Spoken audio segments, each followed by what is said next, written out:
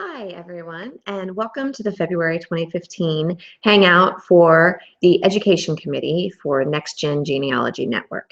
My name is Shannon Combs-Bennett, and I'm the chair of the committee and happy to be here again with you.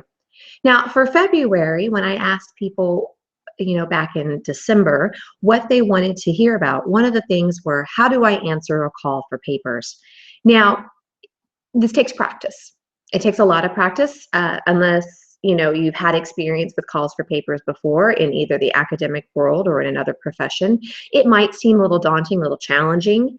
And I put together 5 tips that I thought were really helpful and things that people, especially if they are new to doing this, pardon me, if they're new to doing this, should think about in the future.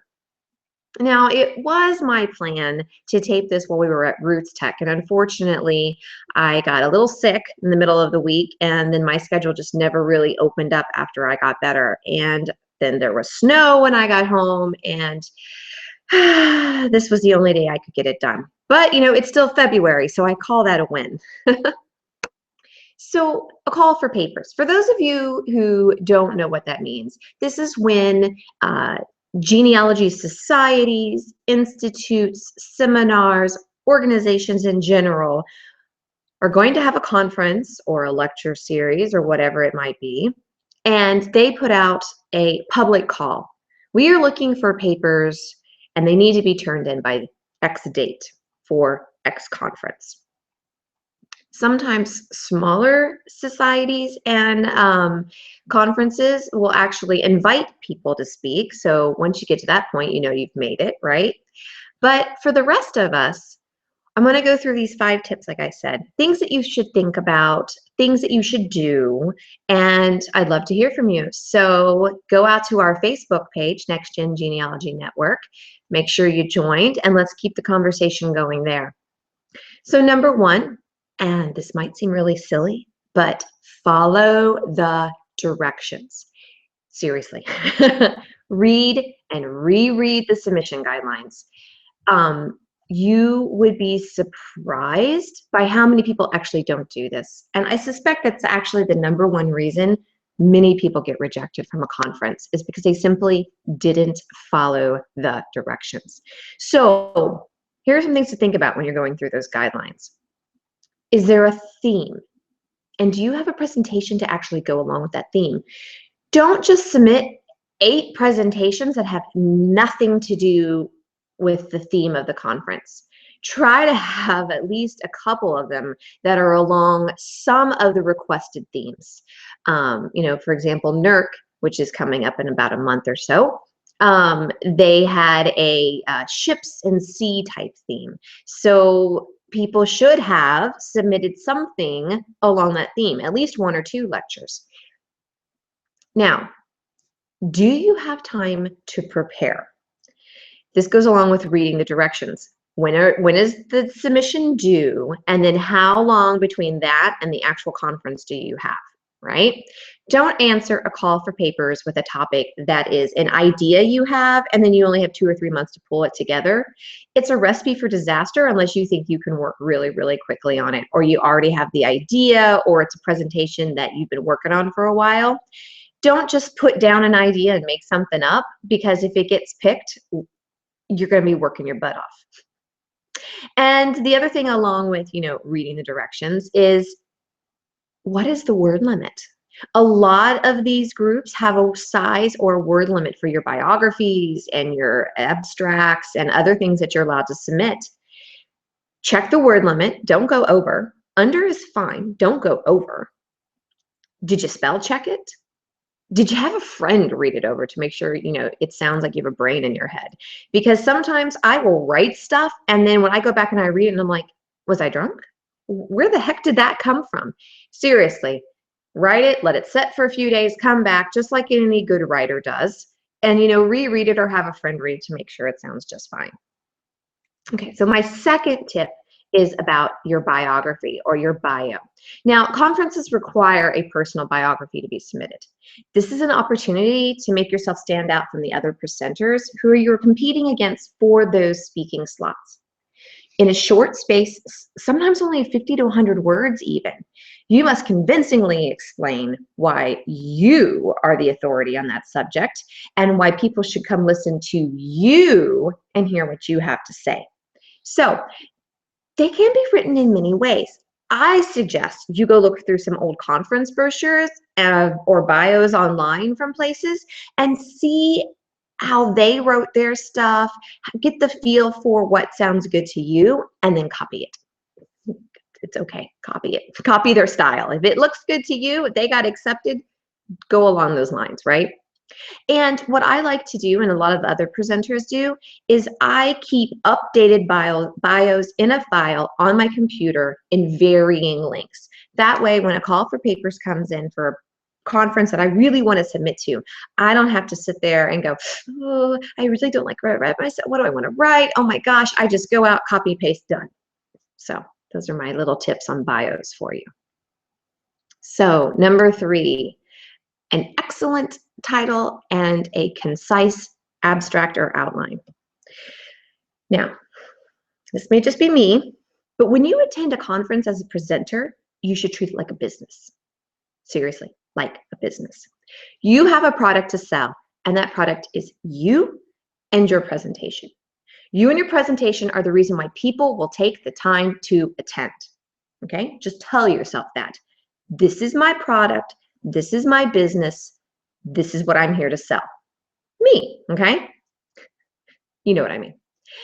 This means your presentations, titles, and abstracts must clearly describe what you are sharing, okay? Why are the attendees going to want to come listen to you? Why is the content fresh or different? Have you presented it something? Have you presented census records instead of being the same old, something exciting and something that people want to come learn about? Okay. And why would conference goers see you present it live versus simply waiting for your slides or a video to appear online? You want to put butts in the seats, make it sound good, make it sound, your title should be catchy, your abstract and outline should be, wow, I really want to go see this. The easier you make it for a conference submission review board to see these things in your presentation, the better your odds of getting selected, okay? Reviewers can read hundreds, okay, of submissions on a basis when they're going, especially the large conferences. I bet you they get thousands of submissions. So if your abstract gets those points across in, say, less than 10 seconds of reading by a reviewer, you're going to be set, at least, to get past that initial round. There are other things that go into the submission process and the review process, but right now I'm just trying to make you look good, okay? So number 4, submit early and submit as many as you can, okay? Conference organizers really like to get their speaker lineups formalized and posted on time, early if possible, okay? So that means you need to stick to the deadline so that they can stick to the deadline, right? If you are well prepared with your material ahead of time, okay, prospective speakers who submit earlier actually, on average, tend to have a higher chance of getting selected, from what I understand talking to people who do conference review submission chair positions. Yeah, that made sense, didn't it?